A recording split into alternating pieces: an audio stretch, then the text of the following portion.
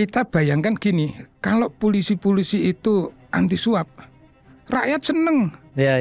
Ngapa-ngapain nggak dimintain duit. Kalau jaksa itu anti suap, rakyat seneng. Ya. BPK anti suap, semua Pemda seneng gitu kan. Nah, jadi kuncinya di situ. Musuh terbesar lembaga-lembaga yang tadi kita sebut, pertama-tama sebetulnya dirinya sendiri ya. Yang menarik kan gini, di antara mereka malah terima suap. Nah, contohnya misalnya yang BPK gitu kan. Gembar-gembor merugikan keuangan negara, terima 40 miliar. Jadi kalau mau efektif berantas korupsi bukan hanya KPK yang harus diurus.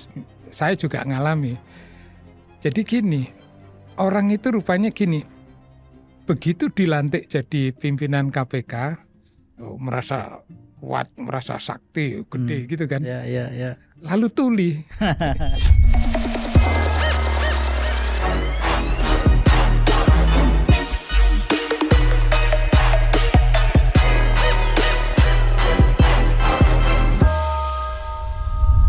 Assalamualaikum warahmatullahi wabarakatuh. Jumpa lagi dalam Keep in Touch, Kang EF in Touch.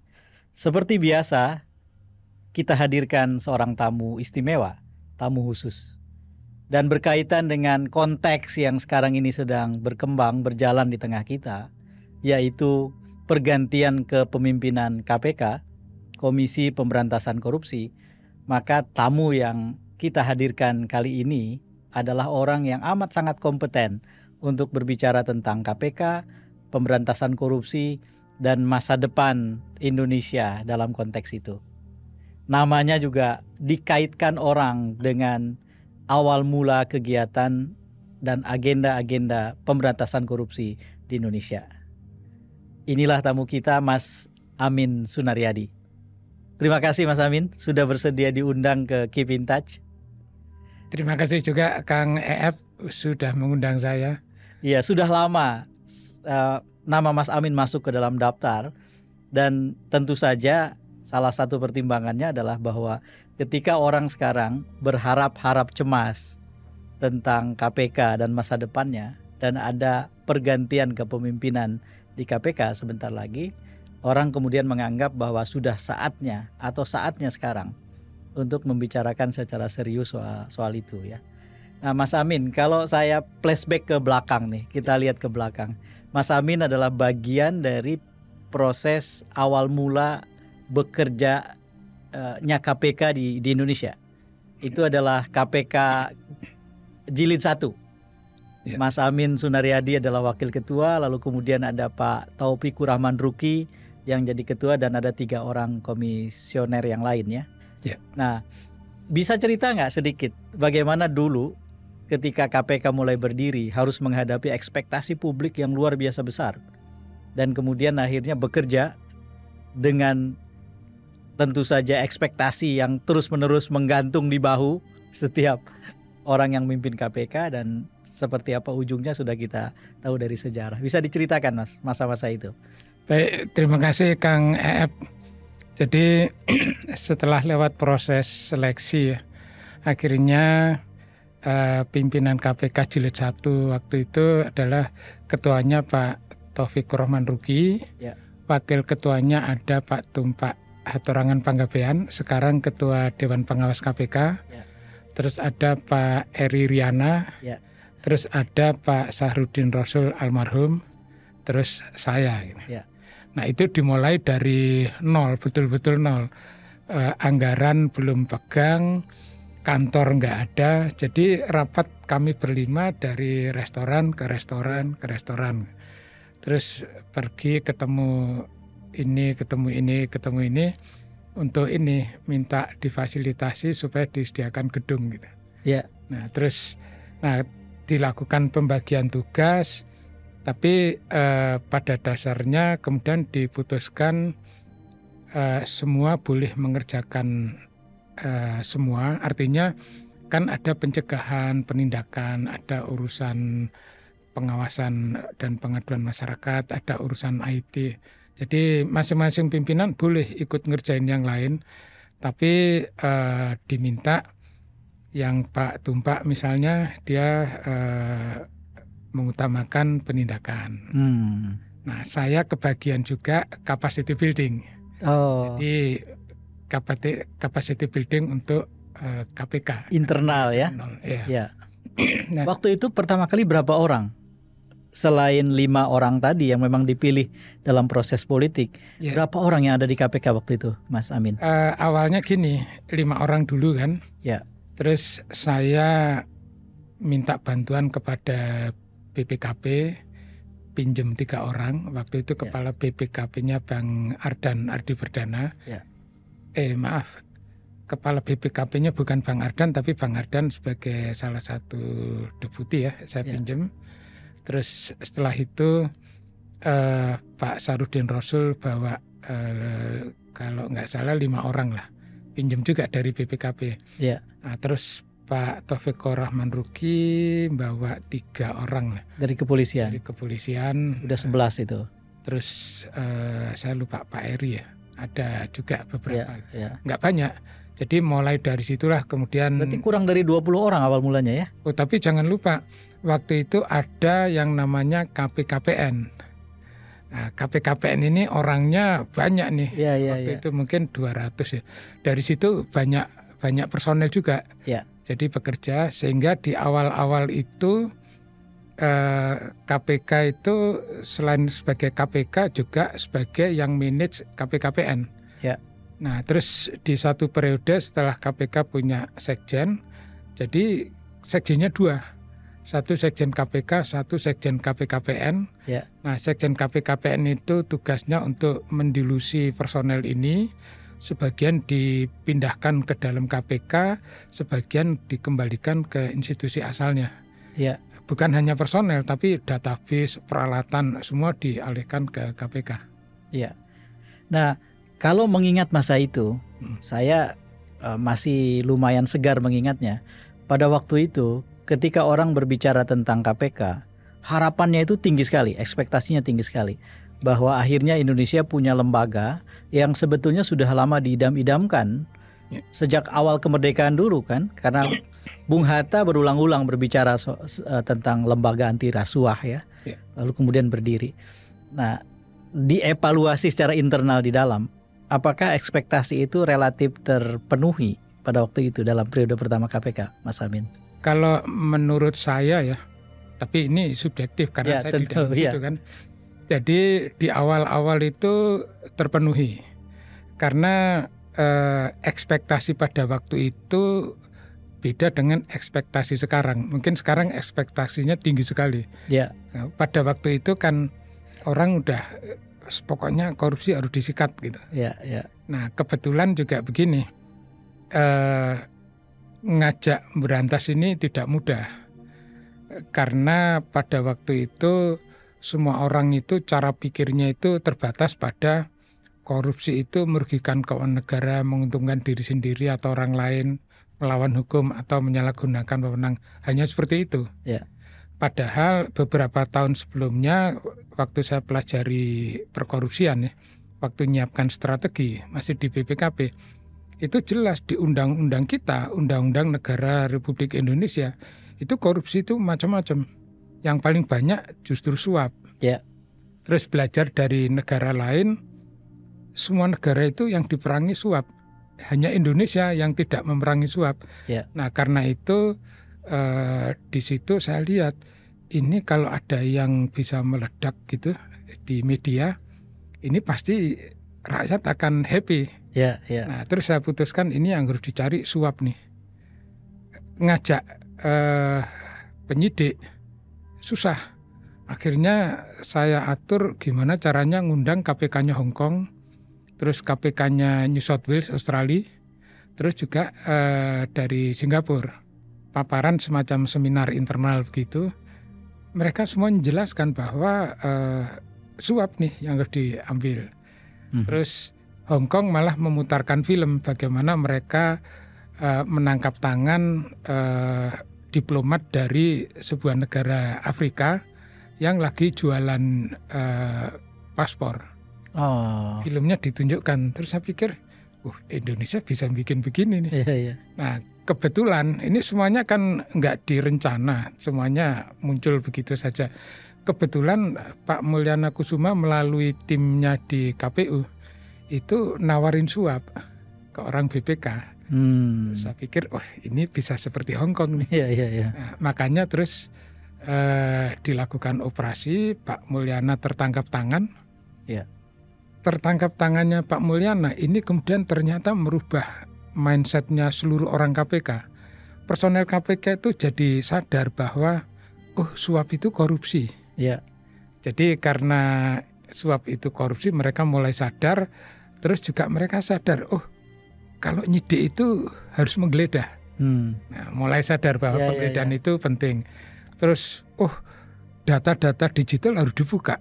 Karena tim komputer forensiknya mulai bekerja kan. Nah, ngerubah mindset ini yang sangat penting.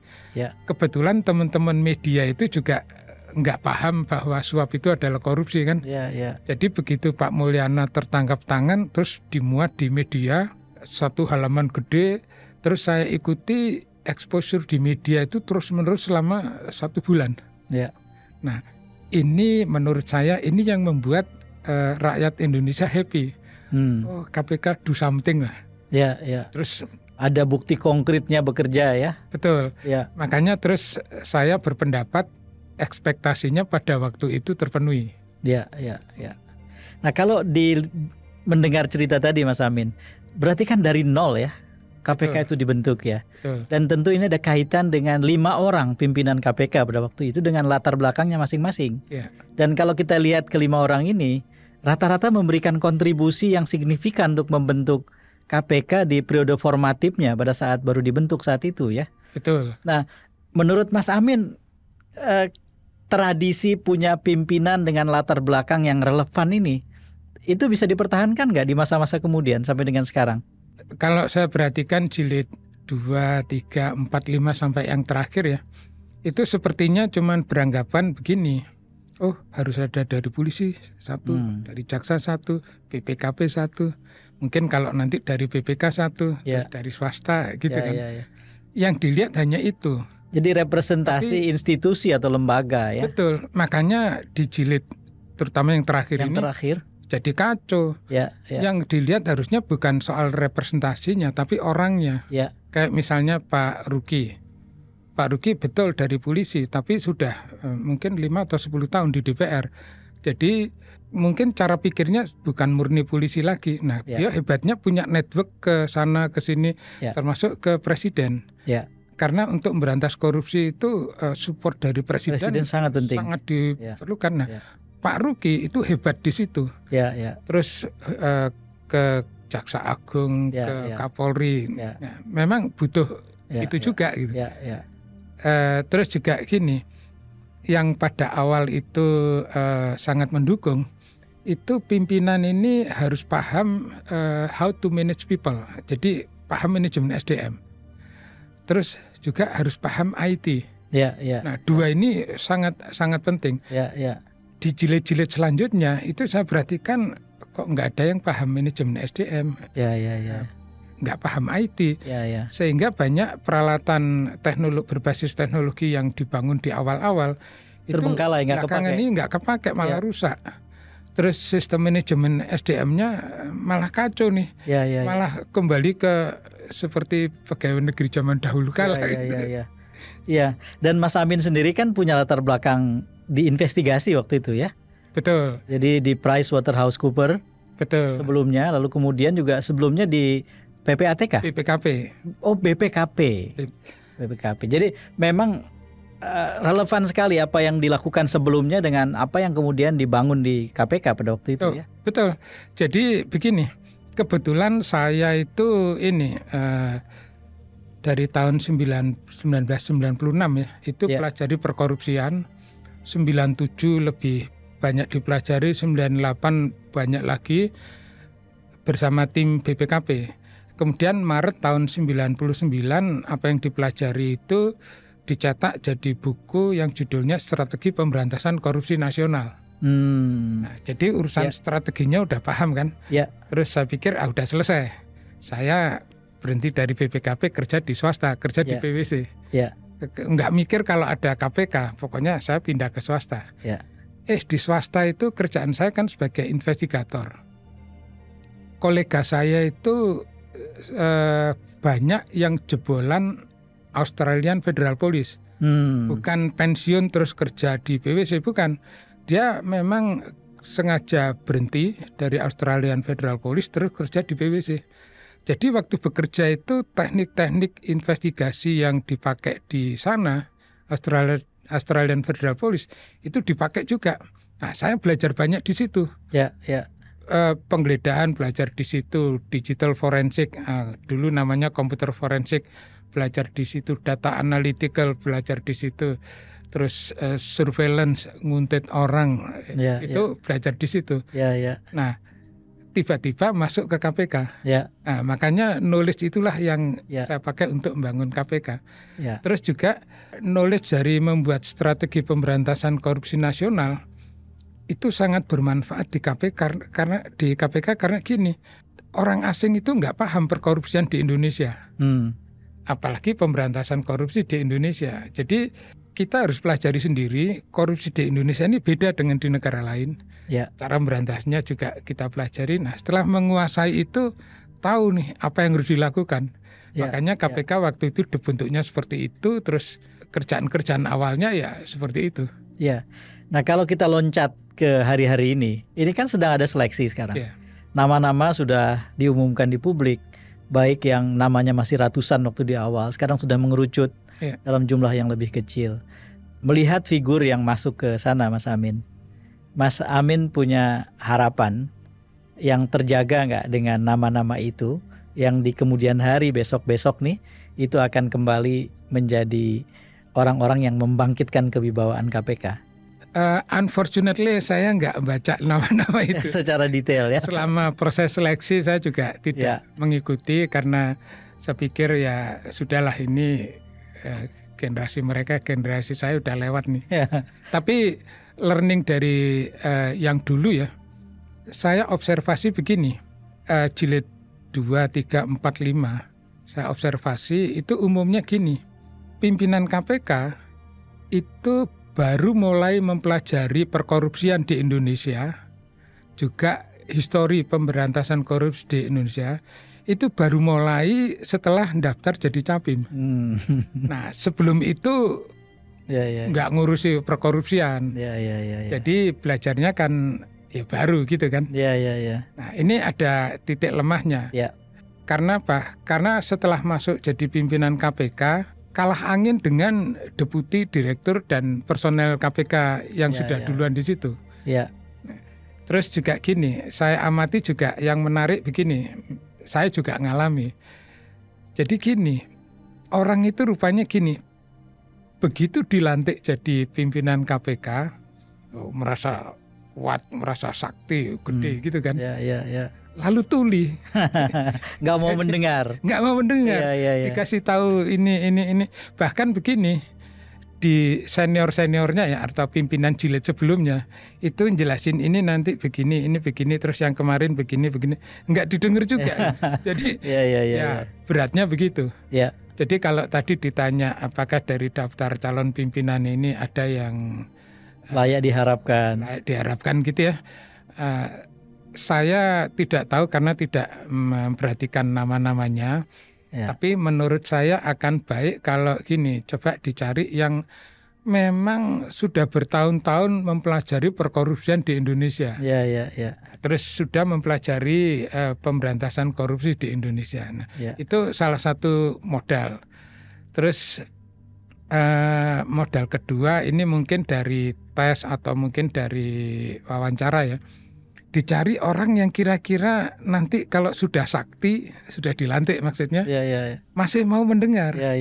Nah, jadi banyak learning yang sudah didapat oleh negara ini. Kan Indonesia memberantas korupsi itu nggak cuma sekarang. Dari tahun 1955, saya belum lahir tuh, itu sudah memberantas korupsi. Banyak jatuh bangunnya di situ. Ada yang berhasil, ada yang gagal. Dari pengalaman bangsa ini kalau dipelajari, terus didengar oleh si pimpinan tadi, akan sangat bagus untuk nambah knowledge mereka. Iya. Dan proses seleksi mereka itu kan melibatkan dua fase atau dua proses yang agak beda sebetulnya. Yang pertama adalah ada panitia seleksi. Lalu ketika kemudian nanti keputusan mau dibuat, terjadilah proses politik kan. Yang justru barangkali ini yang paling krusial, yang paling penting dan genting. Masuk ke DPR, partai-partai kemudian ikut menentukan dan akhirnya dipilih di antara yang tersedia dan seterusnya. Nah, melihat mekanisme ini, apakah menurut Mas Amin ini mekanisme yang layak dipertahankan seperti ini atau ada yang harusnya diperbaiki dalam penyeleksian calon pimpinan itu? Kalau dari sisi proses penyeleksian ya, saya kira nggak ada masalah. Jadi kalau misalnya gini, dari panitia seleksinya menghasilkan, kalau di DPR itu kan akan menerima 10 calon 10 calon. Nanti dia akan milih 5 gitu. Ya. Nah, kalau dari panitia seleksinya menyerahkan ke presiden menyerahkan ke DPR, seluruhnya yang hebat-hebat, artinya yang promising ya. Mau dipilih manapun kan nggak masalah. Ya. Jadi proses yang krusial itu di panitia seleksinya ya, ketika mereka akhirnya menghasilkan 10 itu ya. Betul. Nah, tapi ada satu hal yang ini sampai sekarang saya belum sependapat dengan isi undang-undang. Oke. Karena bagian dulu, mana, Mas? Jadi gini, mengenai komisioner ya. Ya. Tahun 99 sekitar itulah sampai KPK dibentuk, itu selalu pemikirannya begini. Oh, ini harus ada komisi. Komisi artinya apa? Orang banyak. Ya. Komisioner itu apa? Ya, si anggota komisi tadi. Ya. Tapi kalau yang saya pelajari dari komisi di Hong Kong atau di beberapa negara lain, komisioner itu orang yang diberi commission, yang diberi kepercayaan. Ya. Nggak harus banyak. Hong Kong cukup 1 orang gitu. Oke. Jadi kalau pemerintah dan DPR mau mengubah undang-undangnya, ya komisionernya nggak usah 5 orang. Nyari berapa? 3 orang? Kandidatnya begitu? 10 susah. 1 orang aja cukup. 1 orang berarti kandidatnya dikirim ke DPR kan cuma 2. Nyari 2 orang hebat kan jauh lebih mudah dibanding nyari 10 orang. Ya. Cuman masalahnya kalau yang bersangkutan berhalangan karena sebab-sebab teknis tertentu selama bertugas kan nggak ada orang lain berarti. Sementara kewenangannya sebagai komisioner tidak bisa dialihkan kan ke pejabat di bawahnya, deputi dan lain-lain. Enggak, kan gini, ya dicari lagi, dipilih lagi kan. Kan begini, negara lain bisa, kenapa kita nggak bisa kan gitu. Ya. Karena kalau orangnya banyak, nanti waktu ngambil keputusan itu banyak makan waktu. Banyak makan waktu, terus menentukan strategi itu banyak debatnya. Ya. Jadi dulu waktu menyiapkan strategi pemberantasan korupsi nasional di BPKP, mikirnya juga gitu, komisionernya cukup 1 orang. Tapi proses pembuatan undang-undang sampai ke DPR ya jadinya 5 orang. Jadi 1 orang itu cukup? Cukup. Nggak perlu 2 atau 3 orang begitu? 1 orang itu nanti kan milih deputi-deputinya. Disitulah kemudian penguatan dilakukan. Persis di Hong Kong begitu. Hong Kong itu KPK-nya komisionernya 1, New South Wales Australia 1, Singapura 1, Malaysia sekarang nggak tahu tapi dulu 1. Ya. Nah sekarang masuk ke soal institusinya KPK-nya. Banyak orang menganggap bahwa dalam 5 tahun terakhir lah, KPK mengalami penyurutan dalam banyak hal. Kurang efektif, apalagi kan didahului oleh 2019 selepas pemilu itu langsung ada agenda revisi undang-undang KPK yang dianggap orang melemahkan KPK, ditambah lagi dengan proses seleksi yang sangat politis dan akhirnya terjadilah seperti yang kita temui sekarang. Nah, di mata Mas Amin sebagai orang yang berkiprah di KPK sejak awal, apa yang masih bisa diharapkan? Agenda perubahan apa menyangkut KPK yang selayaknya digerakkan, didesakan sekarang, Mas Amin?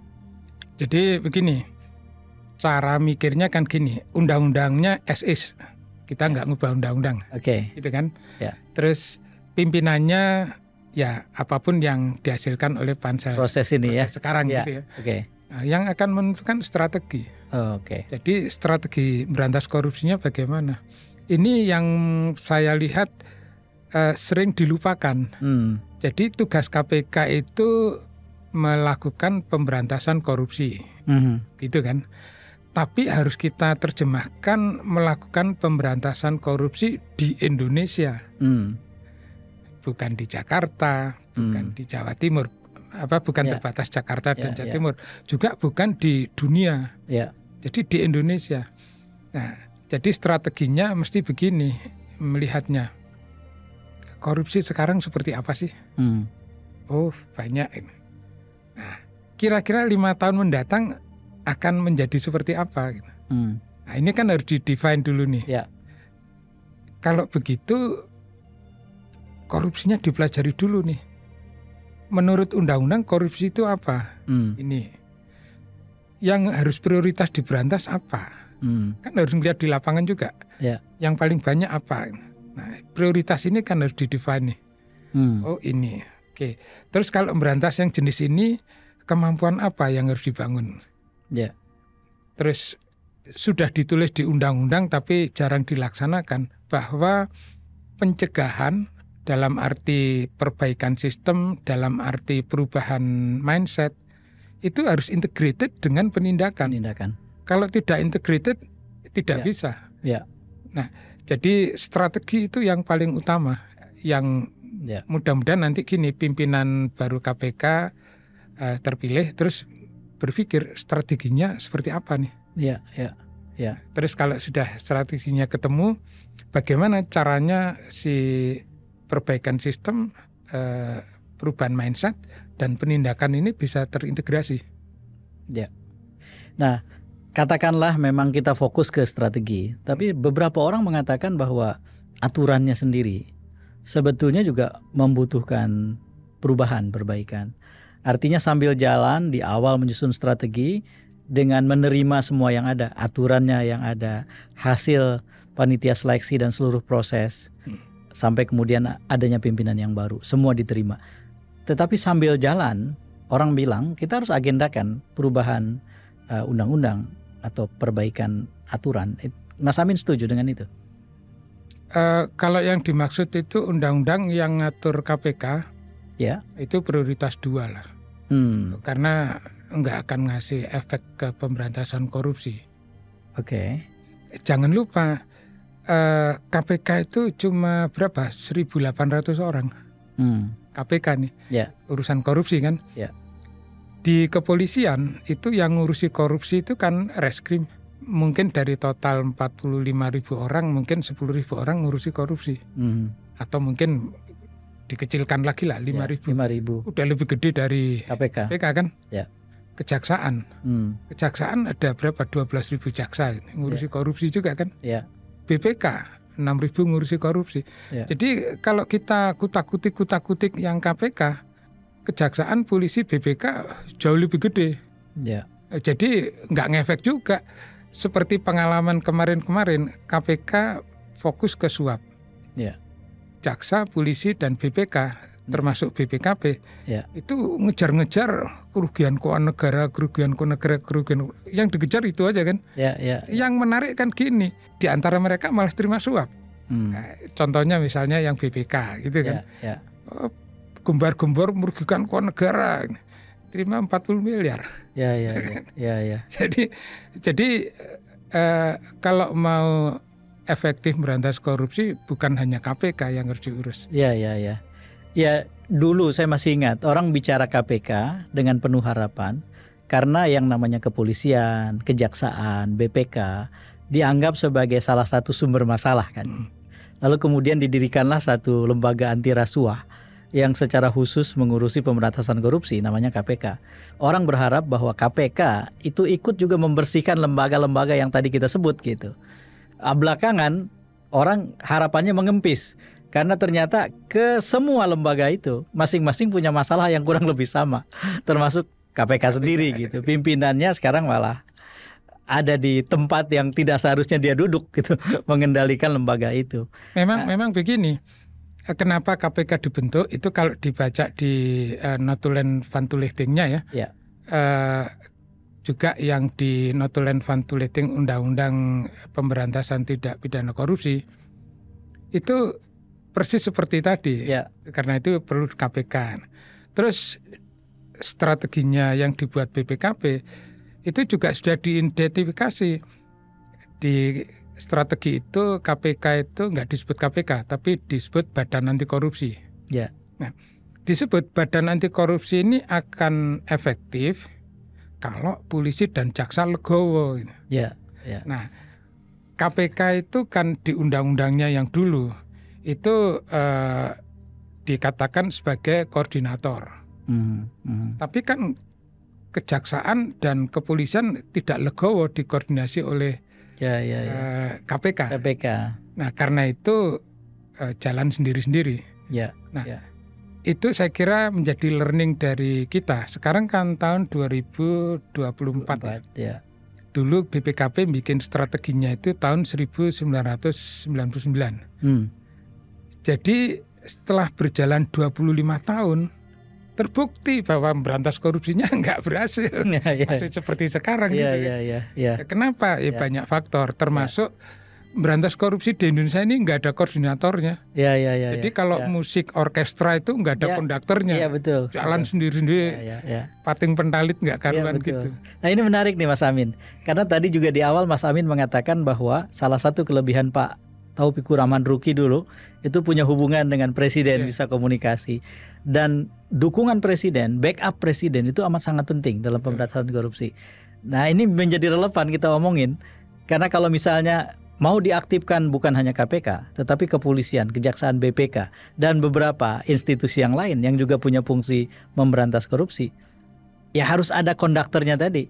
Betul. Dan orang yang paling tepat diharapkan sebetulnya adalah presiden kan. Ketika presiden itu menjadi penggerak dari pemberantasan korupsi dengan mengaktifkan tanpa kecuali semua instrumen yang tersedia gitu. Ya, kembali ke ini.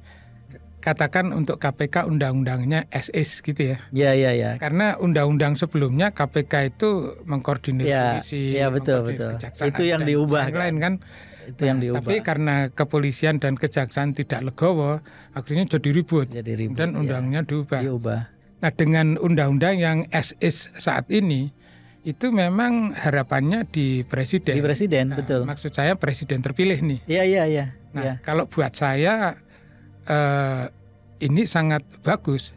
Menurut saya kalau dari sisi pemberantasan korupsi itu beruntung yang kepilih Pak Prabowo. Kenapa, Mas Amin? Menurut saya Pak Prabowo ini punya DNA pemberantasan korupsi. Oh gitu. Iya. Karena gini, dari mana penjelasannya? Beliau itu kan putranya Pak Sumitro Jaya Oke, dari sana. Gitu kan? Ya. Nah, jangan lupa Pak Sumitro Jaya Hadikusumo Menteri Keuangan. Ya. Itu ada buktinya bahwa beliau menyatakan dan melaksanakan pemberantasan korupsi dengan cara waktu itu. Ya. Jadi sebagai Menteri Keuangan, akuntan-akuntan yang ada di bawahnya itu diperintahkan untuk meriksa ini untuk pemberantasan korupsi. Ya, salah satu yang saya ingat kalau saya tidak keliru ya, itu adalah mengendalikan praktek Alibaba waktu itu kan. Alibaba adalah praktek koalisi bisnis yang melibatkan pebisnis Tionghoa dan pribumi yang kemudian mencampuri masuk ke dalam urusan politik yang kalau pakai bahasa sekarang oligarki. Dan itu ternyata bukan saja memperumit perekonomian tetapi juga memperburuk dan membuat sakit ekonomi kita gitu. Jadi dari situ ya. Itu setelah Orde Baru. Enggak, tahun 50-an ketika praktek Alibaba dikendalikan. Yang periode Orde Lama. Iya, Orde Lama. Jadi maksudnya punya DNA itu dari situ. Putra dari Sumitro Jaya Hadikusumo. Betul, bayangkan Pak Sumitro Jaya Hadikusumo itu cuma Menteri Keuangan. Tapi bisa begitu. Berani berantas korupsi, gitu kan. Masa jadi presiden anaknya nggak berani. Pasti lebih berani. Kalau soal lagi. Itu saya setuju. Nah, karena itu saya optimis. Mudah-mudahan nanti di masa beliau fungsi koordinasi ini bisa lebih matang. Jadi nggak jalan sendiri-sendiri pating pentalit gitu, tapi ada target nasional yang harus dicapai ini. Sehingga gini, 5 tahun lagi kita bisa ngelihat, korupsi berkurang walaupun sedikit gitu kan. 5 tahun kemudian berkurang lagi sedikit. Ya syukur-syukur nggak sedikit ya. Susah. Nggak mungkin lah. Harus sedikit karena keadaan kita yang sudah begitu ini ya rumit. Karena negara kita besar. Oh. Jadi nggak bisa cepat. Tapi pelan-pelan kalau secara fundamental meyakinkan itu lebih bagus dibanding terus berhenti. Ya. Berhenti. Ya. Jadi lebih baik pelan-pelan tapi secara fundamental meyakinkan pemberantasan korupsinya. Ya kalau gitu ada pertanyaan jangka pendek nih Mas Amin. Ya. Kita tahu bahwa di periode pertama dulu Presiden Jokowi yang baru terpilih 2014 itu kan mempraktekkan sesuatu yang membuat orang berharap banyak, yaitu memasukkan daftar nama calon menteri kabinetnya ke KPK. Lalu kemudian KPK memberi semacam appraisal, penilaian kepada calon-calon menteri itu. Kalau nggak salah diwarnai gitu ya. Dan akhirnya proses itu oleh Presiden dijadikan sebagai salah satu proses seleksi, rekrutmen, dan pembentukan kabinet. Pak Prabowo pernah melakukan itu nggak menurut Mas Amin? Wah, saya nggak tahu ya yang itu ya. Tapi kan begini, kita itu kan sebagai bangsa harus belajar dari pengalaman masa lalu nih.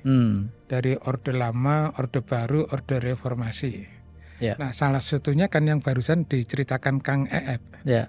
Dengan cara seperti itu menterinya hebat nggak? Kan belum tentu kan. Kalau menterinya nggak hebat, ya udah itu nggak usah diikuti lagi. Cari cara yang lain gitu. Jadi cuman yang terjadi itu adalah periode pertama Presiden Jokowi dengan periode kedua itu berbeda di mata saya. Di periode pertama berusaha Presiden Jokowi melakukan hal-hal yang layak diapresiasi. Seperti memasukkan daftar menteri ke KPK, menyeleksi dari sisi integritas. Kemudian selain itu juga larangan jabatan ganda. Jadi kalau ada seorang pemimpin partai masuk kabinet, dia harus tinggalkan kepemimpinan di partainya sehingga tidak ada konflik of interest atau konflik kepentingan. Lalu kemudian undang-undang KPK yang menempatkan KPK sebagai koordinator dalam pemberantasan korupsi dipersilahkan bekerja pada waktu itu. Tapi di periode kedua semua tadi kan hilang tuh. Termasuk undang-undangnya diubah. Begini. Gimana? Mesti melihat gini. Waktu yang akan diangkat jadi menteri harus dicek oleh KPK. Ya. Menghasilkan kabinet yang luar biasa enggak? Enggak kan? Ya biasa saja kan. Ya berarti cara itu kalau Pak Prabowo enggak mau ya enggak usah diikuti. Kalau hasilnya luar biasa baru diikuti. Ya. Dengan kan catatan bahwa tanpa melakukan itu kabinetnya harus luar biasa. Ya. Dengan catatan begitu kan? Pokoknya yang dituju kabinet itu kinerjanya harus luar biasa. Ya. Yang dituju harus itu. Ya. Termasuk punya komitmen pada pemberantasan korupsi ya. Gini, kalau soal pemberantasan korupsi kan job desk-nya macam-macam ya. Ya. Jadi kalau misalnya gini, misalnya Menteri Pertanian terlalu sibuk ngomong pemberantasan korupsi, nanti pertanian nggak maju. Misalnya Menteri Perhubungan terlalu sibuk mikir pemberantasan korupsi, perhubungan nggak maju. Jadi job desk-nya kerjakan aja sendiri-sendiri. Terus ada aturan yang nggak boleh dilanggar. Adalah ini, udah itu aja. Yang mikirin berantas korupsi ya biarin KPK. Tapi menteri kan harus komit untuk tidak membiarkan suap terjadi di departemennya. Nah sekarang saya mau tanya, komitmen itu adanya di mana? Kan nggak ada. Kalau misalnya menteri ngundang, oh ini sosialisasi pencegahan korupsi, mau milih yang diundang dari mana? Dari kejaksaan. Ya.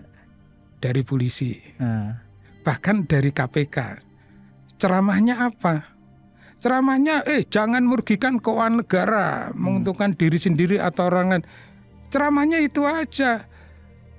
Jarang yang berani ngomong kalian tidak boleh terlibat suap, kalian tidak boleh terima kickback. Enggak, jarang yang berani. Gratifikasi sering ngomong, tapi umumnya nggak tahu bahwa gratifikasi itu adalah suap.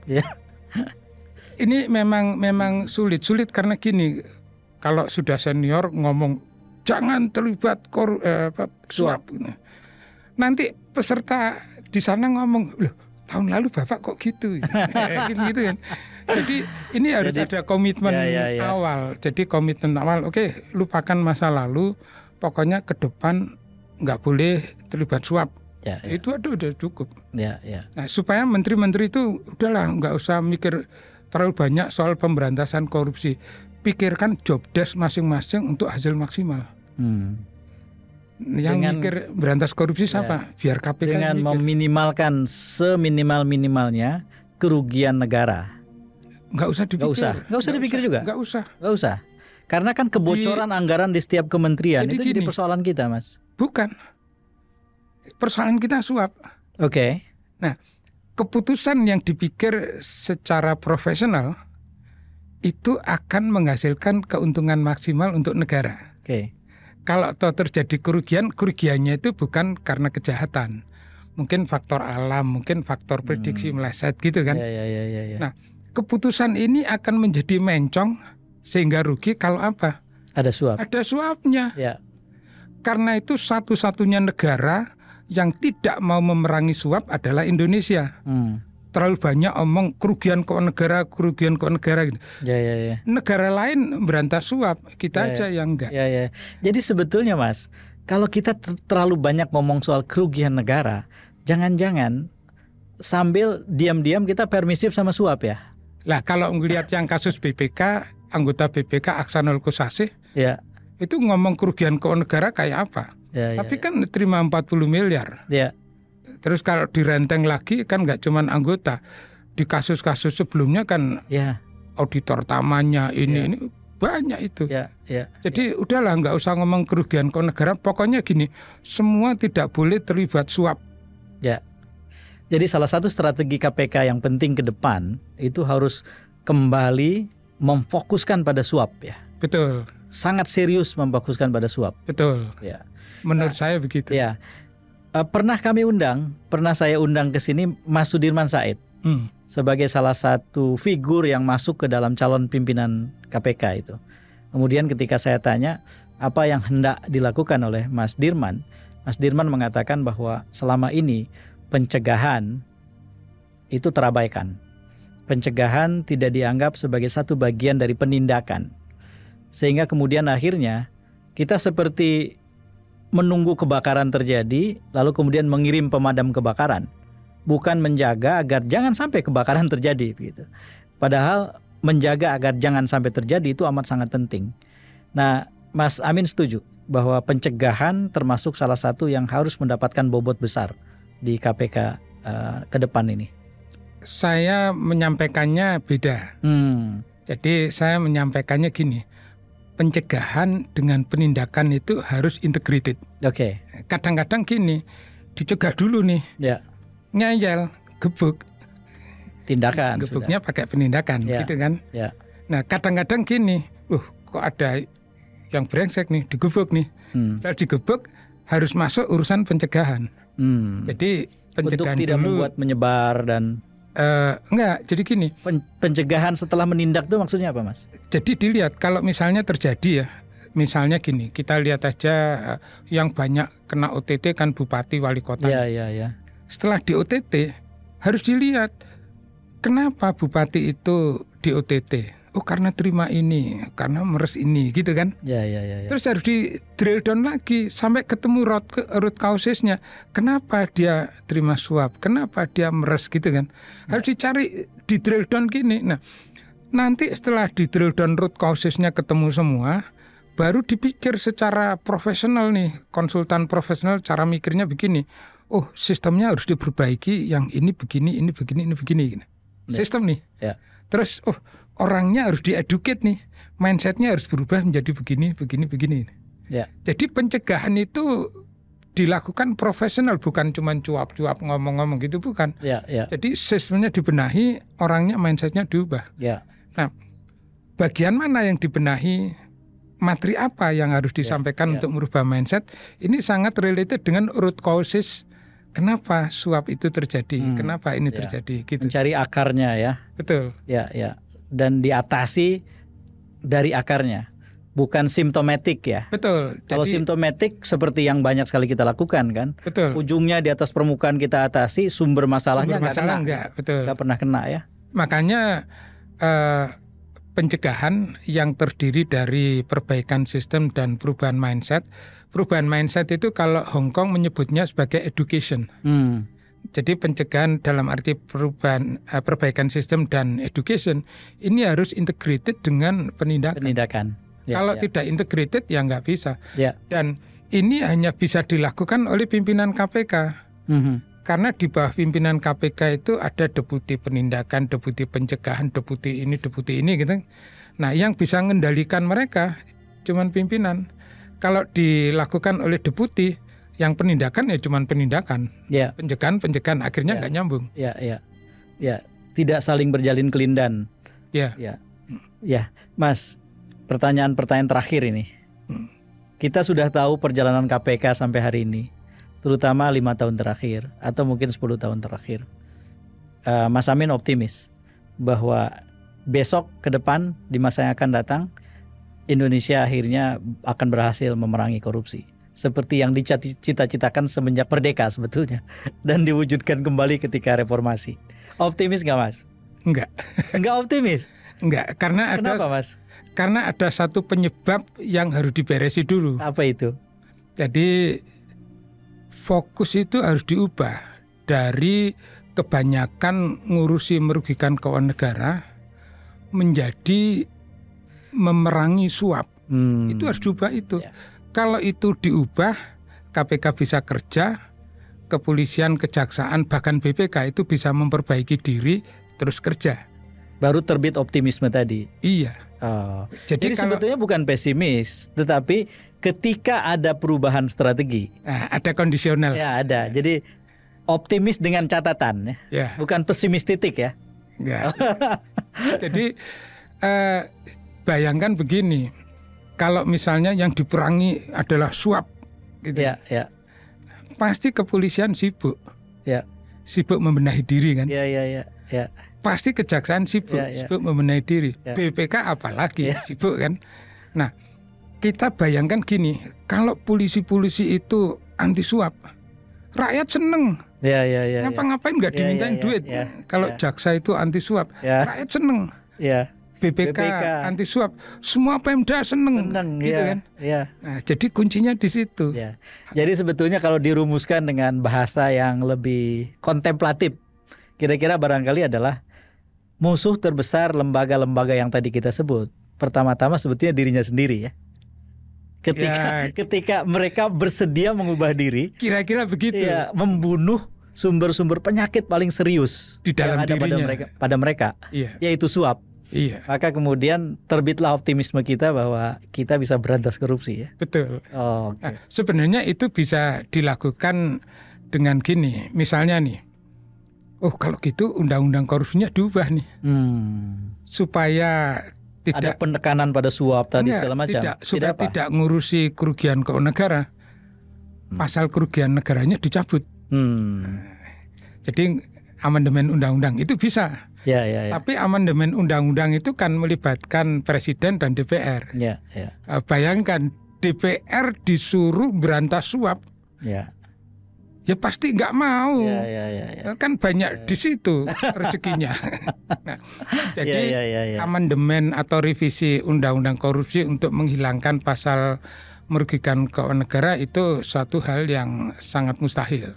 Bukan dari sisi pemerintah, tapi dari sisi DPR. Ya, saya senang Mas, karena di sini orang harus keluar dengan optimisme. Nggak boleh keluar ruangan ini dengan pesimis. Ada satu lagi yang lebih optimis, artinya lebih gampang nih. Yaitu tadi kita fokus ke suap. Jangan salah ya, di dalam undang-undang korupsi yang sekarang itu rumusan suap ada 12 macam. Ditambah satu pasal gratifikasi, jadi total 13 kan. Pasal yang rumusannya merugikan keuangan negara cuma 2 macam. Nah, jadi kalau mau fokus ke suap 12 plus 1 itu. 12 plus 1 ini difokuskan supaya bisa fokus ke situ gimana? Pasal merugikan keuangan negaranya dicabut. Nah, supaya gampang gimana? Kalau di amandemen ngomong sama 500 berapa? 500 sekian anggota DPR susah kan? Nah, mendingan ada yang gini, ada orang yang mengajukan judicial review ke Mahkamah Konstitusi. Kan pengambil keputusannya cuma 9 orang. Ya, lebih manageable. Lebih manageable dan argumennya lebih jelas. Misalnya begini, kalau saya manajemen BUMN, doing business ngambil keputusan. BUMN ini kan perusahaan juga, artinya korporasi kan, Ya. rugi. Langsung penegak hukum ngomong, amin koruptor, karena merugikan BUMN, merugikan negara, gitu kan. Ya. Nah, kalau saya manajemen perusahaan swasta, doing business ngambil keputusan rugi, pemegang saham akan nuduh saya koruptor? Enggak kan? Enggak. Koruptor itu penjahat, melakukan kejahatan. Ya. Nah, padahal yang saya lakukan bukan melakukan kejahatan kan? Ya.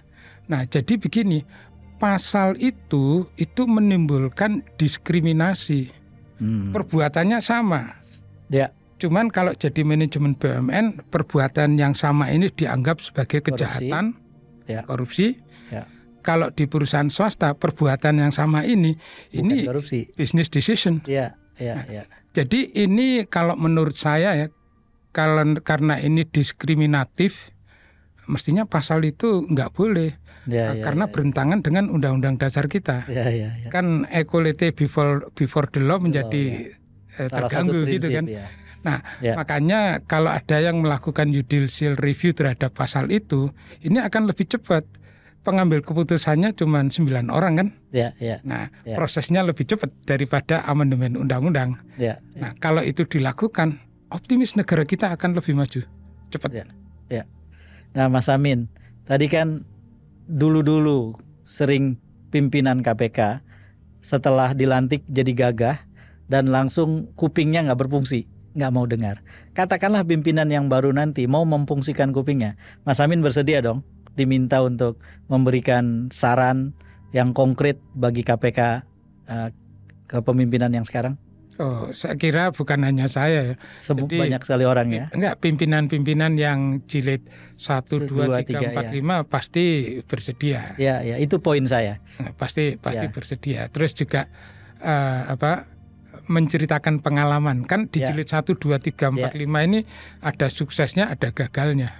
Nah, ini kalau diceritakan mungkin mereka akan learning banyak. Ya, sebab salah satu kelemahan kita seringkali adalah memenggal-menggal waktu menjadi potret dan bukan rangkaian adegan. Akhirnya yang belakangan datang tidak belajar dari yang sebelumnya. Betul. Padahal banyak sekali hal yang akhirnya tidak dipelajari dan membuat mereka terjerumus ke lubang yang sama berulang-ulang gitu. Betul. Saya merasakan itu karena saya pernah baca koran ya. Koran Januari 1952. Saya buka terus bulan-bulan sampai koran terakhir itu Desember 1986. Ini waktu kapan, Mas? Kok kayak kurang kerjaan begitu? Waktu nganggur. Jadi selesai KPK kan nganggur nih. Saya kerja di PPATK cuman kerja sebentar kan, per minggunya sebentar. Jadi hari Senin itu jam 1 sampai jam 4, hari Selasa, Rabu, Kamis, Jumat jam 8 sampai jam 4, Sabtu itu jam 9 sampai jam 12. Banyak sekali waktu itu, jadi ya. Kerjaannya baca koran, cuman berdiri di pinggir meja, mejanya ada korannya, kalungan kamera digital, kalau menarik saya potret, terus yang menarik saya baca lagi di rumah. Makanya saya cukup paham kejadian-kejadian Orde Lama, terus Orde Baru awal gitu. Baik. Jadi learning dari masa lalu. Baik. Terima kasih Mas Amin. Kita sudah lebih dari 50 menit ngobrol, nggak terasa. Saya akan undang lagi Mas Amin ini, karena banyak sekali hal yang harus kita diskusikan, dan bukan hanya soal KPK dan korupsi saja, tapi soal demokrasi, soal apa yang harus kita tata ke depan. Ada 2 hal yang buat saya pribadi jadi pelajaran penting dari obrolan kita Mas Amin. Yang pertama, tidak pernah saya menganggap suap sebegitu pentingnya sampai kita ngobrol sekarang. Karena istilah suap itu kan beredar begitu saja sehari-hari. Dan kita tidak pernah memikirkan dalam konteks seperti seorang yang bekerja sebagai pemberantas korupsi yang tadi Mas Amin sampaikan. Nah, menurut saya ini luar biasa. Terima kasih banyak.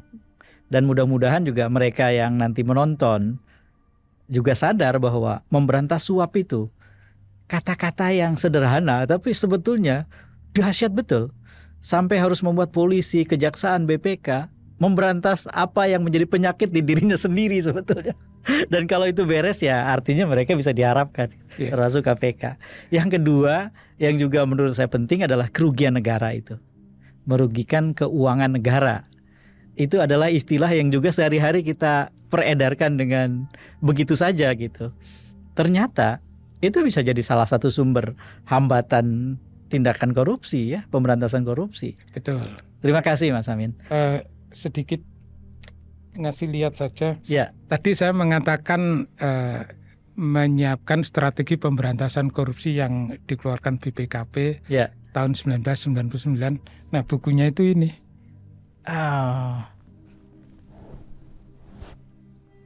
Maret 99 ini ya. Strategi pemberantasan korupsi nasional. Masih ada kopinya nggak Mas?